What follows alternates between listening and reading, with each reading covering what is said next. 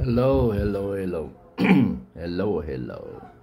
Pag-usapan natin ang Bangag Administration.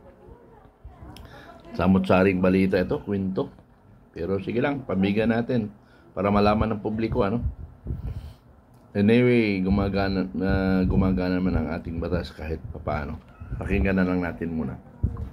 Hirap talaga pag Bangag yung leader, no? Kasi ang sarap magsalita, wala naman sa gawa. Sorry na lang talaga sa mga Pilipino. Sorry na lang. Wala nang sorry. Wala nang gutom na Pilipino. This is the new normal. Ganito na talaga ang buhay natin kahit ano pang gawin natin. Kaya wala tayong kailangan ang pag-iisip natin. Hindi natin sinasabi, okay, baka sakali magbagyo. Magkakabagyo talaga. Alright, Reaction TV is nagbabalik. Reaction. Napakaganda po ng mga pag-uusapan natin ngayong mga ka-reaction. Mantagin po ninyo sinabi ni Bongbong Marcos yun. Sorry na lang. This is the new normal. Wala na tayong magagawa. Yan po mga ka-reaction ng mga bagay na inaharap po o kinaharap natin lahat sa administrasyong ni Bongbong Marcos. Nagsalita na nga po ang Pangulong Duterte patungkol dyan sa flood control.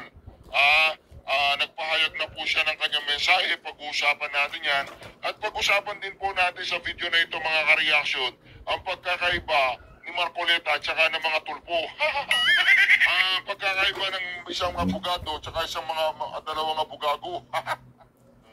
Hindi natin matatawaran, ito naman po mga ka-reaction ng sinabi ni Mayor Basti. Ito, pagkan po natin sa mga panahong ito. And of course, makakasama pa din po natin ang acting mayor ng Davao City, Mayor Basti Duterte. Good evening, Mayor. Good evening. Happy Kadayawan, Mayor. Happy Kadayawan po. Happy Kadayawan. Right. Hana and Mayor, Kadayawan celebration is still up. But despite that, maraming nangyari last week, maraming pinag-usapan sa bansa natin, sa politika, lalong-lalo na doon sa national. At una na nga dyan, Mayor, itong naging kind of expose ni President Marcos. Last week, Mayor, in a press conference, President Marcos revealed or showed to the members of the media a list of DPWH contractors, Mayor, allegedly, who got 20% of the entire flood control project na punta lang sa 15 contractors sa bansa, Mayor. And according to him, he's showing that list because it's very alarming. Out of the 545 billion na public funds allotted for flood control projects nationwide, since 2022, 100 billion of that napunta sa 15 contractors lamang. So this made headlines, Mayor, pinag-usapan kasi nga this is kind of a follow-through doon sa SONA statement niya about contractors sa mga anomalous projects, guni-guni projects.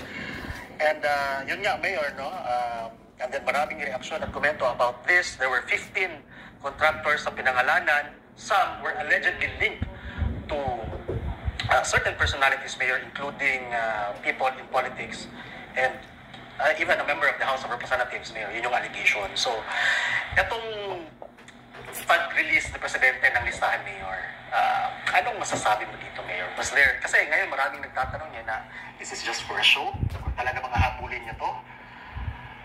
What do you think, Mayor? Hindi habulin. Kasi kung kinasuhan niya na yan sana kung talagang totoo yung mga sinasabi niya. Kinasuhan niya na yan. Diretso na yan. Hindi mo ba may takutin mo, tapos i-negotiate mo. Di ba? So, wala yan. Knowing him, and mga, sila lang yan, mga oligarko. I think he just want to, bring these people to the negotiating table para mahawakan yan. Yun naman yung ginagawa ng mga yan. Wala man yan, pero yung kasuhan niya talaga, malabo yan. Sila naman yan. If I may add, Mayor, tama ka, kasi when he was asked kung sino, if he has names, kung sino ito mo involved, Mayor, his response was that we are not accusing anyone of anything yet. However, it gives us an idea of what and how this has been conducted. Kaya nga, alam niya na parang sinasabi niya, ina-admit niya kasi na may ebidensya siya. Di ba? May hawak siya. Ba't di mo na lang yan, kasuhan yung mga yan para matapos na. So, pinapahaba pa natin ito para makita talaga ng tao kung totoo ba yan. Or, again, baka ginagawa mo lang platform mo na ganun ka, and yet, wala ka namang totoong ginagawa talaga. Ini-execute na plano against these people. Parang yung sinabi mo, totoo, nangyayari. Parang inamin niya lang na may problema. Ang sala na, okay na. Ano naman to? Ano maganda? Tama ka, Mayor. Actually, there were same sentiments gaya ng sinabi mo, Mayor. Yun nga, bakit hindi na lang diretsuhin? Diba? Kung sa Bisaya, tangon mo. Because, especially after his very bold, strong pronouncement sa zona niya na mahiya naman kayo, na parang galit talaga siya, Mayor. Kaya sa mga nakikipagsabwatan upang kunin ang pondo ng bayan at nagawin ang kinabukasan ng ating mga mamamayan, mahiya naman kayo sa inyong kapwa Pilipino. Putang, lulukuhan sila. Pa-elaborate na ako when you said that he just wants them to bring them to the negotiating table. Parang to get their attention lang, Mayor, na mag-usap tayo. Parang gano'n. Siguro kung walang kaso. Alam nyo, yung hindi ko maintindihan talaga, no, mga kaibigan. Hindi ko maintindihan ang administration ngayon.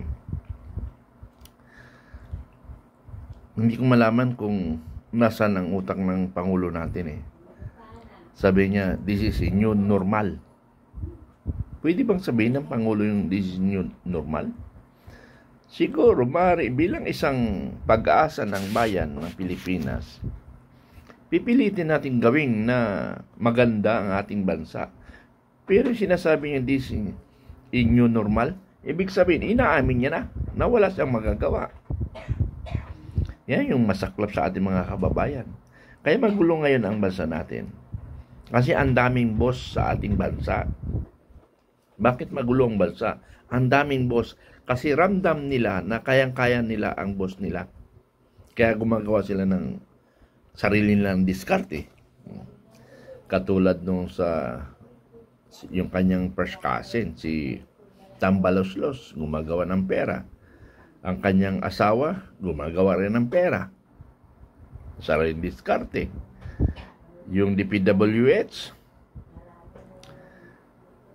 although nung pamanyan magnanakaw na talaga, korupsyon talaga dyan. Pero ngayon, sobrang pagnanakaw nila. Bakit? Nasa likod nilang congressman, yun ang nagbabastos sa kanila. Kaya lalong naiipit sila ngayon. Ha? Biruin nyo ha, more than 1 trillion ginamit sa flood control. More than a budget of national budget ay napunta lang sa, ang kalahati napunta sa flood control. Para ipaliwanag natin, ano. For example, yung ating budget 6 trillion, 6 trillion. Ang daming pag-distribute yung 6 billion. Okay, DPWH. Ha? More than 1 trillion ang napunta sa kanila. 1 point something, 1.5. So, mayroon pang 4 point something.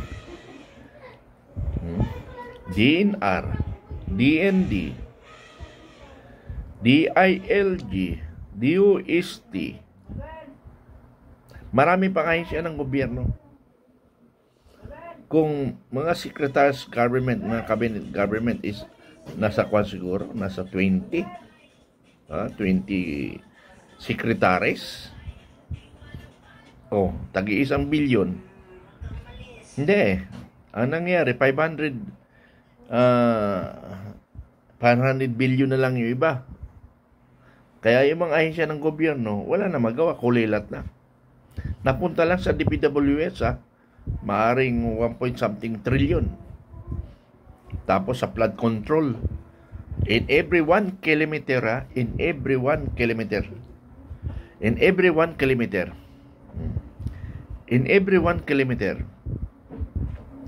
ay 1 billion ang nagagastos. 1 billion ang nagagastos. So meaning, so kung merong 10 kilometers ang flood control, may 10 billion na gagamitin.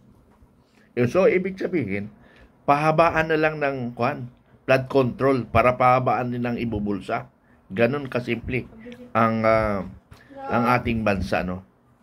Ganon kasimple. Pag sinabing 20 kilometers, 20 billion na rin ang makukuha niyang pera. So, ganun ang nangyari sa ating bansa. Naglulukuhan na lang tayo. Dahil nga ang ating Pangulo, ngayon, wala na, bangag talaga ang Pangulo natin. Kaya panahon na magkaisa tayo. Ngayon, kung hindi tayo magkaisa, bahala ng bukas kawawang ating mga apo. Maraming salamat. Yun lang. Maraming salamat sa inyong lahat.